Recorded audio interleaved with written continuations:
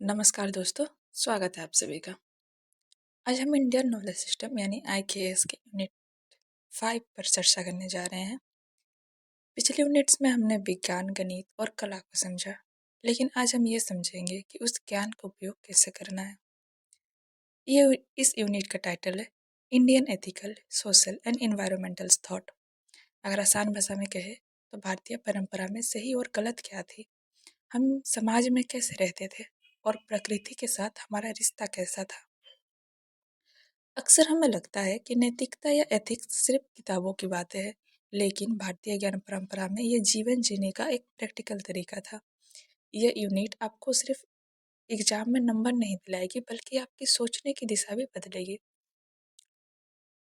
MCQ के नज़रिए से अगर देखें तो यहाँ पे कॉन्सेप्ट और टर्मिनोलॉजी को पकड़ होना बहुत ज़रूरी है। तो चलिए विस्तार से आगे बढ़ते हैं। पहला हमारा टॉपिक है धर्म, अर्थ, काम, मोक्ष यानी पुरुषार्थ की अवधारणा। सबसे पहले हम उस कॉन्सेप्ट को समझते हैं जो भारतीय ज्ञान का आधार है, जिसे हम पुरुषार्थ कहते हैं। पुरुषार्थ का मतलब है मनुष्य के जीवन का उद्देश्य। भारतीय ऋषियों ने माना कि इंसान की जिंदगी सिर्फ खाने पीने के लिए नहीं है, बल्कि उसके 4 बड़े लक्ष्य हैं। इन्हें हम 4 पुरुषार्थ कहते हैं: धर्म, अर्थ, काम और मोक्ष। सबसे पहले आता है धर्म। यहाँ पे धर्म का मतलब पूजा पाठ या फिर रिलीजन नहीं है। MCQ के लिए ये बहुत इम्पोर्टेंट है। यहाँ पे धर्म का मतलब है कर्तव्य, जिम्मेदारी और नैतिक नियम। जैसे एक छात्र का धर्म है पढ़ाई करना, एक राजा का धर्म है प्रजा की रक्षा करना। धर्म वो नींव है जिस पर बाकी सब कुछ टिका हुआ है। यानी धर्म जो है वो बेस है। अगर कोई इंसान, मान लीजिए घर है, तो वो उसका धर्म जो है वो उसका बेस है। अगर बेस मजबूत है तो ही वो घर टिक सकता है। दूसरा पुरुषार्थ है अर्थ। अर्थ का मतलब होता है धन, संसाधन या फिर इकोनॉमिक सिक्योरिटी। भारतीय सोच ये नहीं कहती कि पैसा कमाना बुरा है। कौटिल्य ने भी कहा है सुख का मूल धर्म है और धर्म का मूल अर्थ है। लेकिन पैसा धर्म के रास्ते से कमाया जाना चाहिए, ये भारतीय एथिक्स है। तीसरा है काम। काम का मतलब है इच्छाएं, सुख, जीवन में खुश रहना, कला का आनंद लेना, यह भी एक पुरुषार्थ है, लेकिन यह भी धर्म के दायरे में होना चाहिए। और आखिरी है मोक्ष। यह जीवन का अंतिम लक्ष्य है। इसका मतलब है मुक्ति या दुखों से पूरी तरह आज़ाद हो जाना। तो पुरुषार्थ की यह व्यवस्था हमें एक बैलेंस लाइफस्टाइल सिखाती है, जहाँ पर पैसा और खुशी जरूरी है, लेकिन वो नैतिकता यानी कि धर्म पर आधारित होनी चाहिए। अब इंसान की जो व्यक्तिगत जिंदगी से निकल के हम देखते हैं कि भारतीय सोच प्रकृति के बारे में क्या कहती है। आज जो है पूरी दुनिया सस्टेनेबल लिविंग या फिर सतत विकास की बात कर रही है, लेकिन भारत में ये हजारों साल पुरानी जीवन शैली है। पश्चिमी सोच ये मानती थी कि इंसान प्रकृति का मालिक है और उसे नेचर को कंकर करना यानी जीतना है। लेकिन भारतीय दृष्टिकोण बिल्कुल उल्टा है। हम मानते हैं कि माता भूमि, पुत्र अहाँ पृथ्वी, यानी धरती मेरी माता है और मैं उसका पुत्र हूँ। ये जो श्लोक है ये अर्थवेद से लिया गया है। जब हम धरती को माँ मानते हैं तो हम उसका शोषण या उसका दोहन नहीं करते हैं, बल्कि हम उससे उतना ही लेते हैं जितना हमें ज़रूरत है। हमारे यहाँ नदियों, पहाड़ों और पेड़ों को पवित्र माना गया है। पीपल, बरगद या तुलसी की पूजा करना कोई अंधविश्वास नहीं है। यह एक इकोलॉजिकल कंजर्वेशन यानी कि पर्यावरण संरक्षण का एक तरीका था। हमारे ऋषियों ने त्याग पूर्वक भोग की बात कही है, यानी चीज़ों का इस्तेमाल करो लेकिन लालच मत करो। ईशोपनिषद में ये विचार आज के कंज्यूमर या उपभोक्ता के लिए सबसे बड़ा जवाब है। भारतीय मॉडल जो है ये सिखाता है कि हम प्रकृति के मालिक नहीं, बल्कि उसके केयर टेकर है, उसके रक्षक है। अब हम व्यक्ति प्रकृति की बात पे आए हैं, तो अब उसके बाद हम चलते हैं समाज की ओर। भारतीय व्यवस्था में व्यक्ति यानी कि इंडिविजुअल से ज़्यादा महत्व समाज का था, परिवार का था। हमारे यहाँ जो माना जाता है कि नैतिकता या एथिक्स क्लासरूम में नहीं बल्कि घर में सीखी जाती है। परिवार को ही प्रथम पाठशाला माना गया है, पहला स्कूल माना गया है। एक बच्चा सही और गलत का भेद अपने माता-पिता और बुजुर्गों बुजुर्गों के व्यवहार से सीखता है। एक बच्चा जो है उसके संस्कार उसके घर से होता है। हमारे यहाँ पे संस्कार की व्यवस्था इसीलिए बनाई गई थी। गर्भाधान से लेकर अंतिम संस्कार तक जीवन के हर पड़ाव पर कुछ रस्में होती थी और इसका मकसद ये हर व्यक्ति को ये याद दिलाना था कि वो समाज का एक जिम्मेदार हिस्सा है। यहीं पर एक बहुत गहरा कॉन्सेप्ट आता है, वो है ऋण का, लोन का। भारतीय एथिक्स मानता है कि हर इंसान जन्म लेते ही 3 कर्जों में दब जाता है।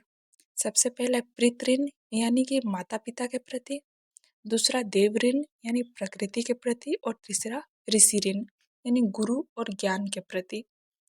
पूरा जो जीवन है वो अच्छे काम करके हमें ये कर्ज चुकाने होते हैं। ये जो सोच है ये इंसान को स्वार्थी होने से बचाती है और उसे समाज से जोड़ के रखती है। अब हम चलते हैं वसुदेव कुटुंबकम या फिर सर्वधर्म सभा समभाव की अवधारणा की तरफ। भारतीय सामाजिक चिंतन की उड़ान जो है वो बहुत ऊंची है। हम सिर्फ अपने गांव या फिर देश की बात नहीं करते, हम पूरी दुनिया की बात करते हैं और इसका सबसे बड़ा उदाहरण है वसुदेव कुटुंबकम। इस शब्द को आप अक्सर सुनते होंगे, लेकिन एग्जाम के लिए आप याद रखिए कि ये महाउपनिषद से लिया गया है। इसका मतलब है पूरी धरती ही एक परिवार है।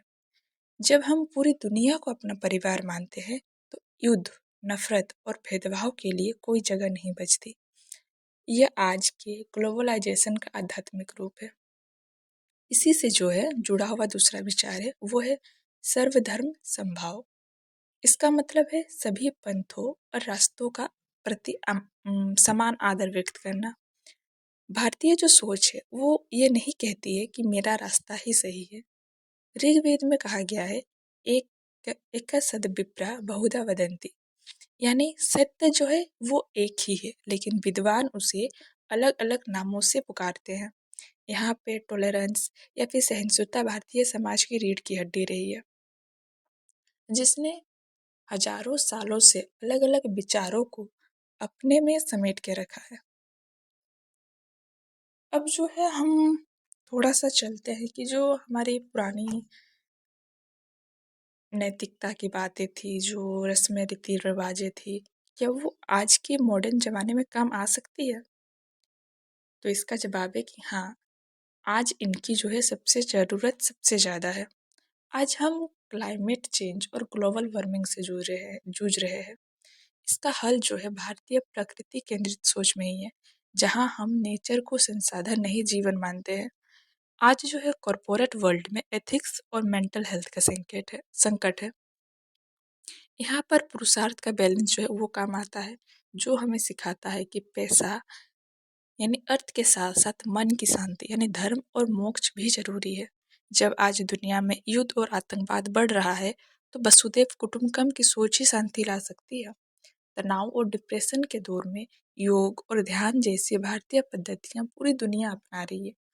तो अगर हम कुल मिलाकर देखें, तो भारतीय नैतिकता पुराने जमाने की बात नहीं है, बल्कि ये आज के, वर्तमान के और भविष्य के समस्याओं का भी समाधान है।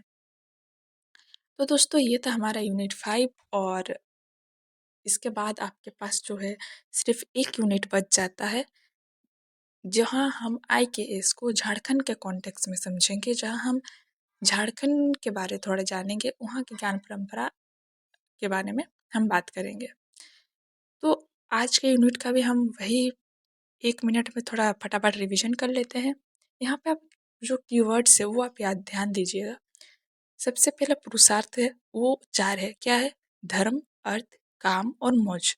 धर्म का मतलब है यहाँ पे कर्तव्य, अर्थ यानी धन, काम मतलब इच्छा और मोक्ष मतलब मुक्ति। आप याद रखिए कि धर्म जो है सबसे आधारभूत है। अब पर्यावरण के दृष्टिकोण में जो है वो है धरती हमारी माँ है। इसमें जो एक श्लोक है, माता भूमि पुत्र अहाँ पृथिविया, ये जो है अथर्ववेद से लिया गया है। इसके बाद जो पॉइंट वो है कि समाज में व्यक्ति से बड़ा परिवार और समाज है। हम जन्म लेते ही हमारे पास 3 ऋण आते हैं, पितृ ऋण, देव ऋण और ऋषि ऋण। हमारे जो वैश्विक विचार है वो है वसुधैव कुटुंबकम, जिसका मतलब होता है पूरी दुनिया परिवार है, और ये महाउपनिषद से लिया गया है। और इसके साथ ही जो है वो है एक सद विप्रा, यानी कि सत्य एक है। ये ऋग्वेद से लिया गया है, और आज के टाइम पे जो है ज़रूरी है वो है सस्टेनेबल डेवलपमेंट और विश्व शांति। अगर आपको ये सारे बेसिक कॉन्सेप्ट क्लियर है तो और टर्म्स आपको याद है, तो फिर आप एमसीक्यू में है जो है कभी गलती नहीं करेंगे।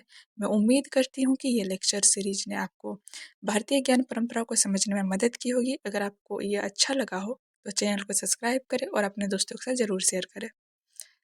धन्यवाद।